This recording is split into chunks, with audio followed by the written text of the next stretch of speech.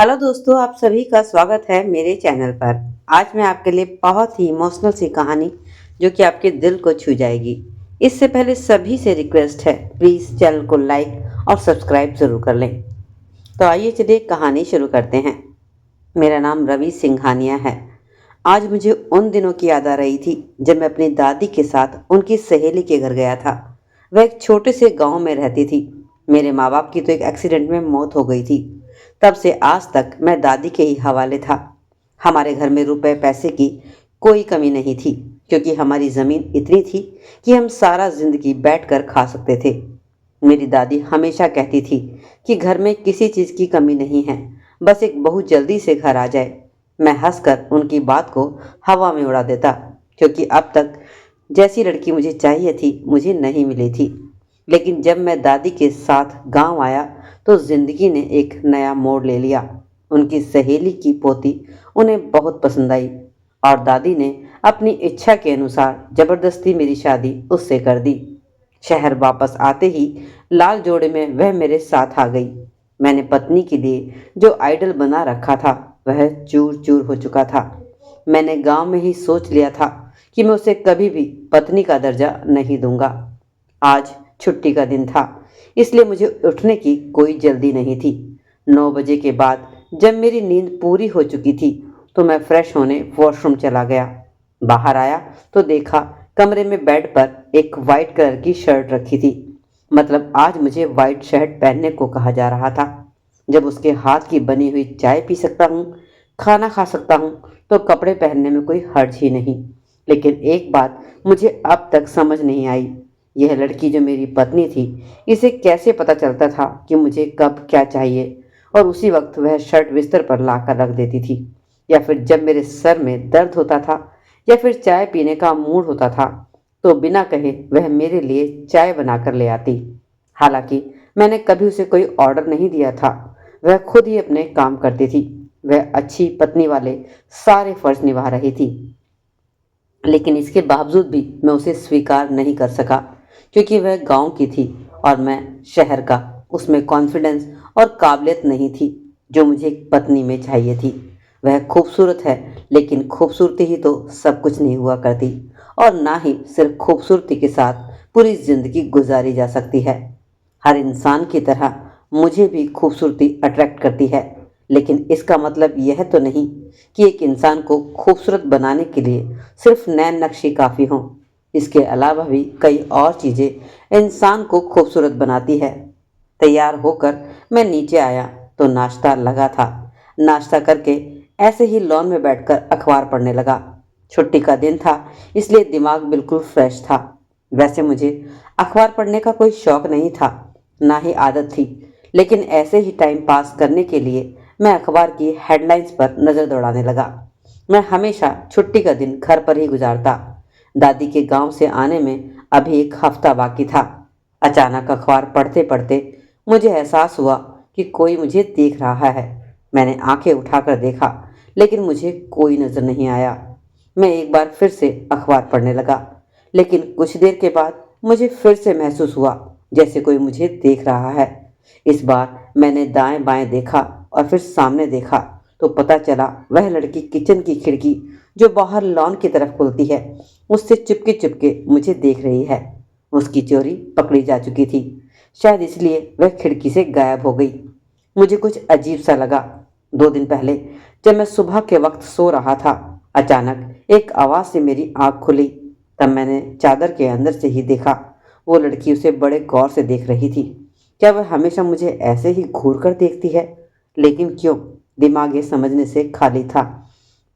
मैं बस अब यह सोच रहा था कि इतने में मेरे सामने आकर बैठ गई। उसके कपड़ों से आने वाली खुशबू अपने बिल्कुल पास महसूस कर रहा था। शायद वह परफ्यूम इतना लगाकर आई थी कि जैसे नहा कर आई हो। परफ्यूम के साथ साथ कपड़े भी अच्छे पहन रखे थे। वह चाय लाई थी। उसने गौर से मेरी तरफ देखा। मुझे लगा जैसे वो कुछ कहना चाहती है। मैंने पूछा, कुछ चाहिए? नहीं, वो कहते कहते अचानक चुप हो गई। मैंने इग्नोर किया और अपनी चाय पीने लगा। फिर वो कहने लगी, क्या हम बाहर चलें? दिल की बात जबान तक ले आई। मैंने चाय वापस टेबल पर रख दी और हैरत से उसे देखने लगा। वो कहने लगी, जी वो मौसम अच्छा है, हमने सोचा बाहर चलेंगे, जैसे फिल्मों में हीरो हीरोइन जाते हैं। उसने शर्मा कर अपनी चोटी से खेलते हुए कहा। ओहो, कैसी कैसी खुश फरमाइयाँ हैं मैडम को। मैं तो हीरो लगता हूँ, पता नहीं खुद को किस फिल्म की हीरोइन समझ रही है। मैंने चाय का सिप लेते हुए उसका मजाक उड़ाते हुए हंसते हुए कहा था। फिर मैं बड़े ही रूखेपन से उसका जवाब दिया कि मैं बिजी हूँ, मैं कहीं नहीं जा सकता। फिर उस लड़की का चेहरा बुझते हुए देखा। जहाँ थोड़ी देर पहले खुशी के रंग नजर आ रहे थे, अब उदासी थी। उसने जानबूझकर नजर चुराई और वो भागती हुई अंदर चली गई। मैं जानता था अब किचन में कोई कोना पकड़कर रोने का शौक पूरा करेगी। मैडम, मैं काफी देर तक वहीं लॉन में बैठा रहा, फिर अंदर जाकर टीवी देखने लग गया। साथ ही इधर उधर की नजर भी दौड़ाने लगा। कहाँ गई, नजर नहीं आ रही। मैं उसको देखना चाहता था। फिर पानी पीने के बहाने मैं किचन में गया, वहां भी वह नजर नहीं आई। फिर कुछ सोचकर अपने कमरे में गया, मगर वहां भी नहीं थी। यूं ही ढूंढते ढूंढते कमरे के पास से गुजर रहा था कि अंदर मुझे उसके रोने की आवाज सुनाई दी। वह सुबक रही थी। मेरे कदम वहीं रुक गए। मैं दरवाजे से कान लगाकर सुनने लगा। वह खुद से बातें कर रही थी, भगवान से प्रार्थना कर रही थी कि तूने मेरी जिंदगी में ऐसा दुख क्यों लिखा है। क्या मुझसे इतनी दुश्मनी है। छोटी सी खुशी भी मुझे मिल सकती तो तू सबका मालिक है ना, जो चाहे कर सकता है। सब कुछ तेरे पास है, फिर मेरे साथ ऐसा क्यों कर रहा है। मैं दरवाजे से हटकर वापस सोफे पर जाकर बैठ गया। पता नहीं क्यों मुझे उस पर तरस आ रहा था, क्योंकि वह रो रही थी और मुझसे देखा ना गया। अब मुझे अपने बर्ताव पर पछतावा होने लगा। आखिर क्यों मैंने उसकी बात नहीं मानी। क्या हो जाता अगर मैं उसके साथ बाहर चला जाता। वैसे भी वह कौन सा मेरे जीवन में जिंदगी भर की साथी है, कुछ दिनों के लिए ही तो है। इस घर में मैंने तो शुरू में ही अपने दिमाग में ये बात बैठा ली थी कि दादी के आते ही वह उनका लाया हुआ तोहफा वापस कर देगा। इसलिए हमेशा उसे देखकर बस यही सोचता कि वह उसके घर में हमेशा के लिए नहीं आई है। मेरे दिल में उसके लिए कोई फीलिंग नहीं थी।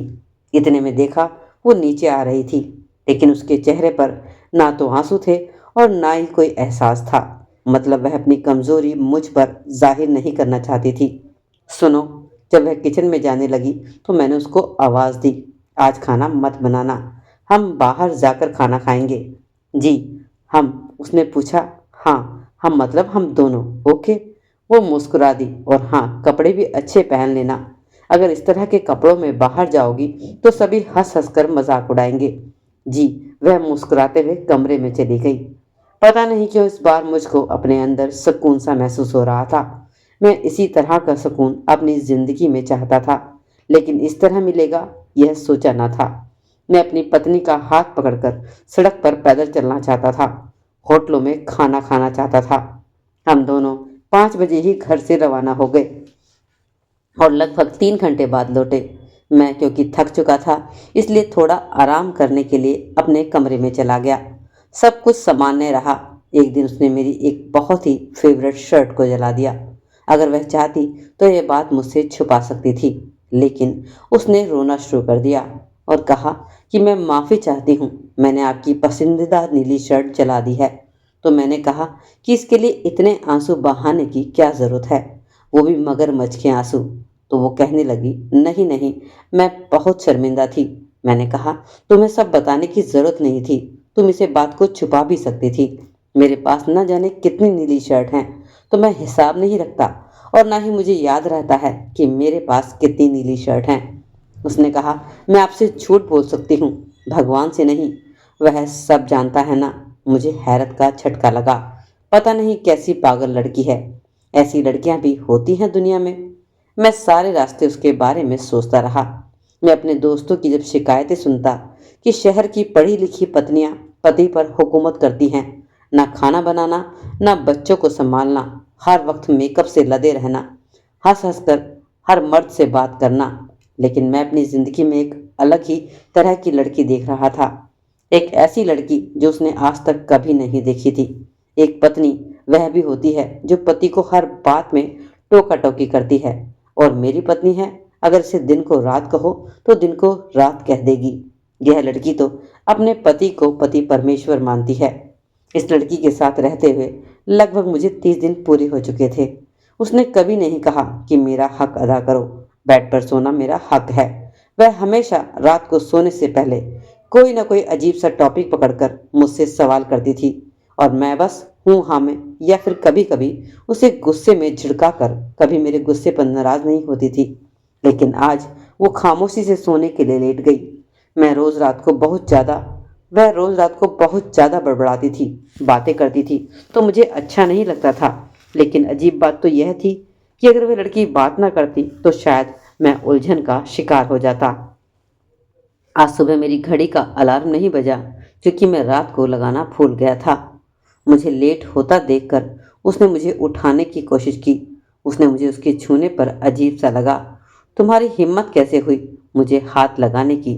समझती क्या हो तुम खुद को? और क्या सोचकर तुमने मुझे हाथ लगाया? यह अच्छी पत्नी वाला रवैया तुम छोड़ दो। मैं चिल्ला चिल्लाकर बात कर रहा था। मेरे अंदर जो आज उबाल रहा थी वह बाहर आ गई थी। मेरा पारा एकदम बढ़ चुका था। मैंने महसूस किया कि उसकी आंखों से आंसू गिर रहे हैं। गेट आउट, मैंने चिल्ला कर कहा। फिर याद आया कि वह जाहिल गंवार लड़की इंग्लिश नहीं समझ सकती, इसलिए उसका हाथ पकड़कर जबरदस्ती अपने कमरे से बाहर निकाल दिया और कुंडी लगाकर बेड पर आ गया। थोड़ी देर बाद मेरा गुस्सा शांत हुआ तो दोबारा बिस्तर पर लेट गया। जाने कब मेरी आंख लग गई। मैं दोपहर 10 बजे उठा। सर में हल्के से दर्द का एहसास हुआ। सुबह की सारी बातें मेरे दिमाग में ताज़ा हो गई। आज हमेशा की तरह ना उसकी शर्ट बेड पर रखी हुई थी और ना नाश्ता टेबल पर था। मैं समझ गया कि वह मुझसे नाराज है। मैंने अच्छा नहीं किया उसके साथ। कितनी बुरी तरह से पेश आया। मेरे दिल ने आवाज़ दी। मैं किचन में चला गया, खुद अपने लिए नाश्ता बनाने लगा। इतने दिनों से मैं उसके हाथों का नाश्ता खा रहा था। खुद खाना बनाने की आदत ही छूट चुकी थी। मैं बिना नाश्ते किए किचन से बाहर आ गया। सुबह मैं बैठ गया, सोचने लगा कि ना जाने वह कहाँ चली गई। घर के कमरों में उसे ढूंढने लगा, लेकिन वह कहीं नहीं मिली। मेरी टेंशन बढ़ती जा रही थी। मैं ऐसे तड़पने लगा जैसे मछली को पानी से बाहर निकाल दिया गया हो। कहाँ चली गई? सीढ़ियाँ उतरते हुए मैं सोच रहा था। कहाँ चली गई? चली गई, मुझे क्या, वह जहाँ भी जाए अच्छा है। इस घर से चली जाए। मैं तो हमेशा यही तो चाहता था कि वह चली जाए घर से। लेकिन आज जब वह चली गई थी तो मैं परेशान हो रहा था। मैं खुश क्यों नहीं था, जबकि उसे तो खुश होना चाहिए था। क्या मैं उसके लिए परेशान हो रहा था कि दादी जब वापस आएगी तो वो उन्हें क्या जवाब देगा? नहीं नहीं, दिल से मेरे फौरन आवाज आई। मैं दादी के लिए नहीं बल्कि खुद के लिए परेशान था। मगर क्यों? दिल से पूछा। क्योंकि तुम उससे प्यार करने लगे हो। दिल ने एकदम सरगोशी की और वो गुमसुम सा हो गया। यह क्या कह रहा था दिल? वो उससे प्यार कैसे कर सकता है? वह तो उससे नफरत करता है। नहीं, दिल झूठ बोल रहा है।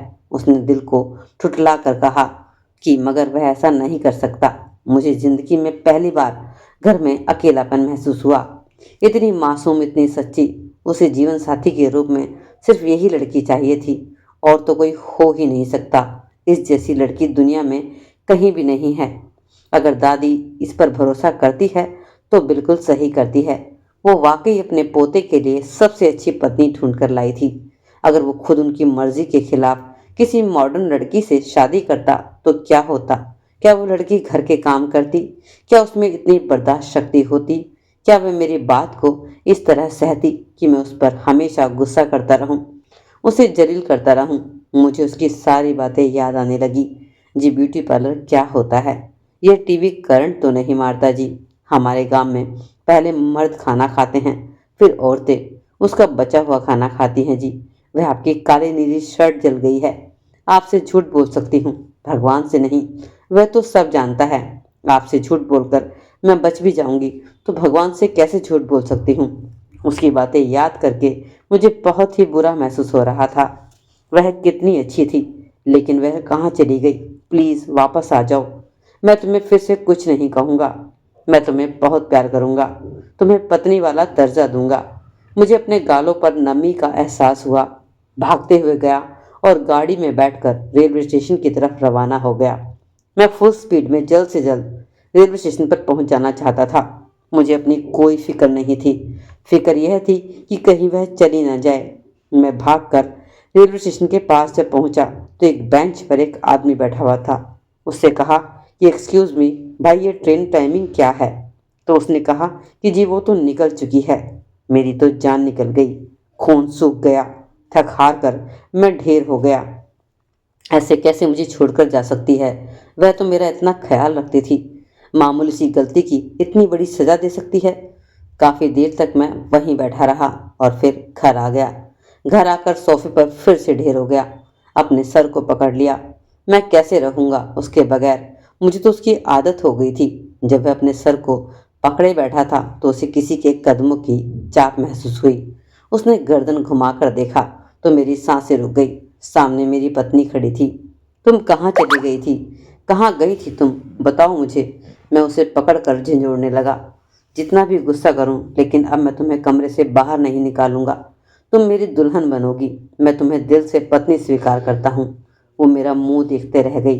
फिर उसने मुझे बताया, तुमने सुबह मुझे इतना बुरा भला कहा और मुझ पर चिल्लाने लगे। इससे मैं टूट चुकी थी। उसे लगा अब उसकी जिंदगी का कोई मकसद बाकी नहीं रहा। वो कमरे से निकलकर उसके बराबर वाले कमरे में जाकर रोती रही और रोते रोते कब वो सो गई उसे पता ही नहीं चला।